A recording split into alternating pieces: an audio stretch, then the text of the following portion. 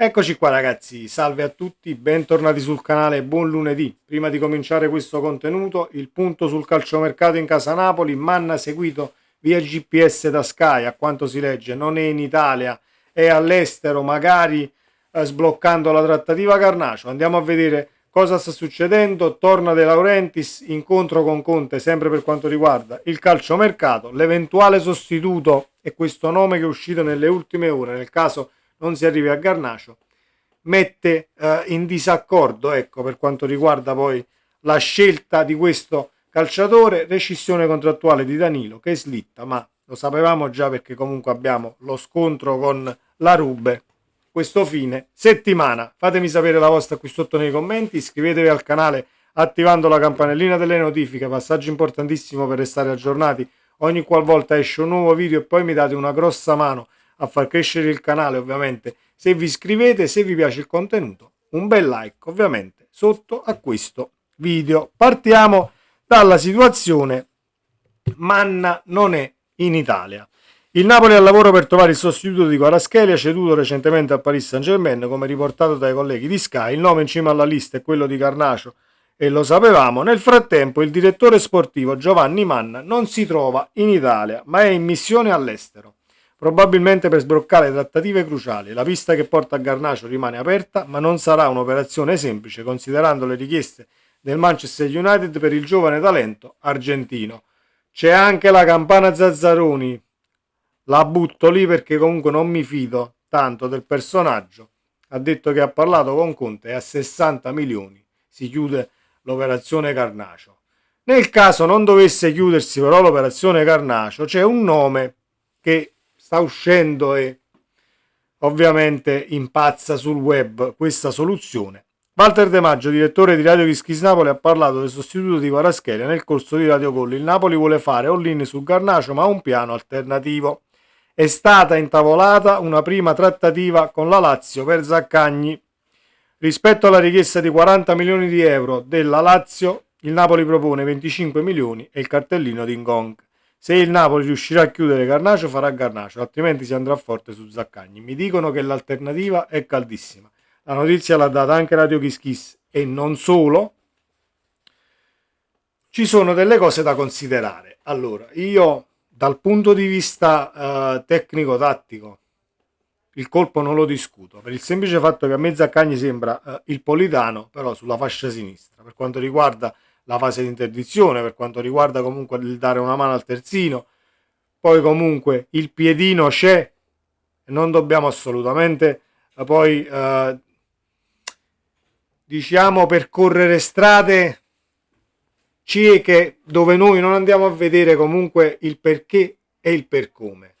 Sarebbe per caratteristiche l'alter ego di Politano sull'altra fascia, quindi con Conte che farebbe bene, io ci metto la mano sul fuoco. Però 40 milioni per un calciatore di 29 anni, che poi è Zaccagni, per me sono troppi. Punto primo. Infatti il Napoli 25 cash più il cartellino di Ngong, che comunque mi sembra un'offerta tra virgolette esagerata.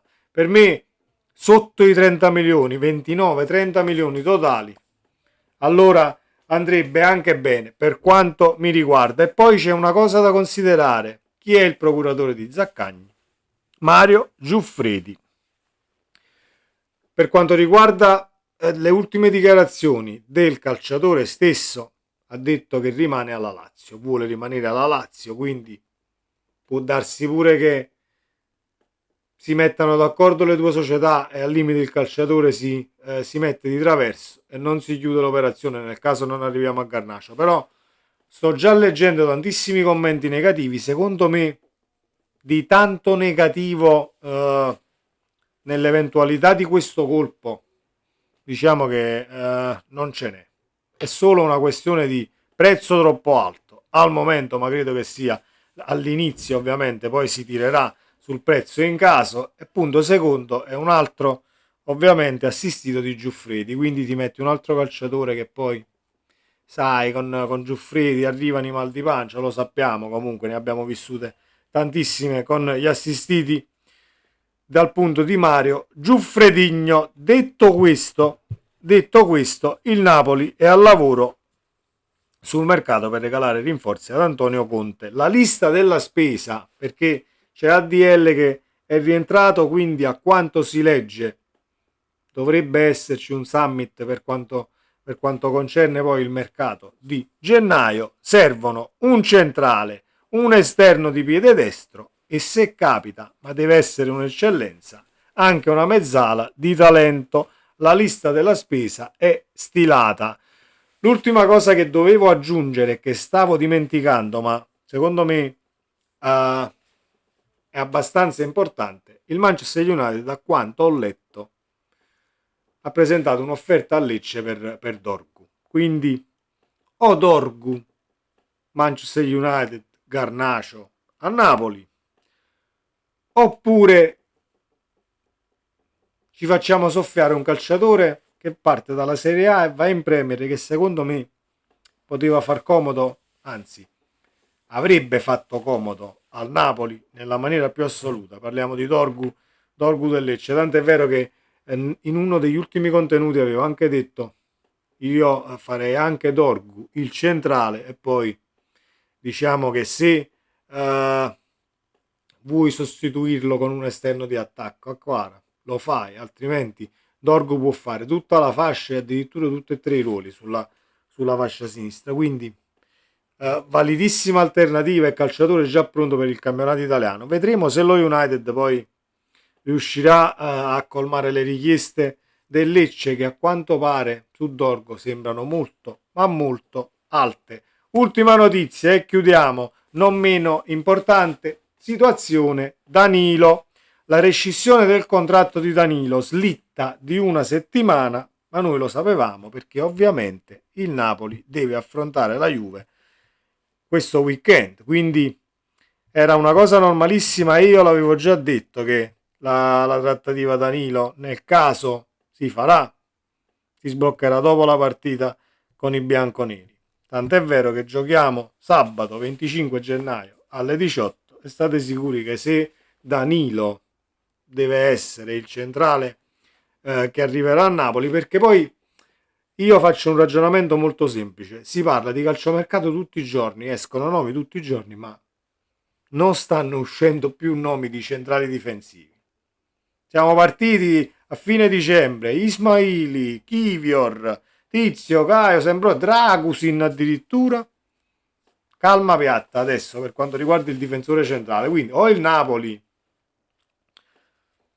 ha detto ok, io me la rischio con Buon Jesus, poi rientra Buongiorno e diciamo che a livello numerico posso anche chiuderlo il campionato, oppure Danilo è già fatto e aspettiamo solo le tempistiche che detta in questo caso la Juve per non averlo disponibile contro di loro, anche se, cioè, se rescinde il contratto oggi Danilo e domani è un calciatore del Napoli, ma sicuramente non giocherà comunque contro la Juve.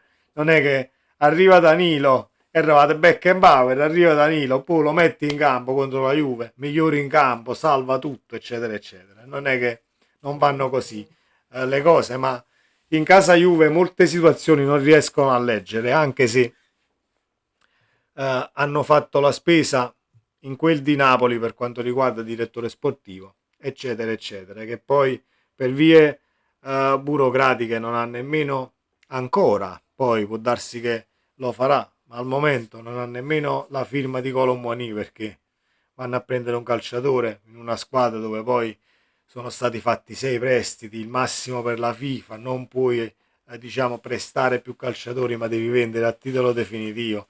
È una barzelletta tra il Paris Saint-Germain, la Juve e la situazione Colomboani, ma sono fatti diciamo dei non colorati, a noi interessano ben poco. Sempre Forza Napoli ragazzi, ci vediamo nel prossimo video, ciao.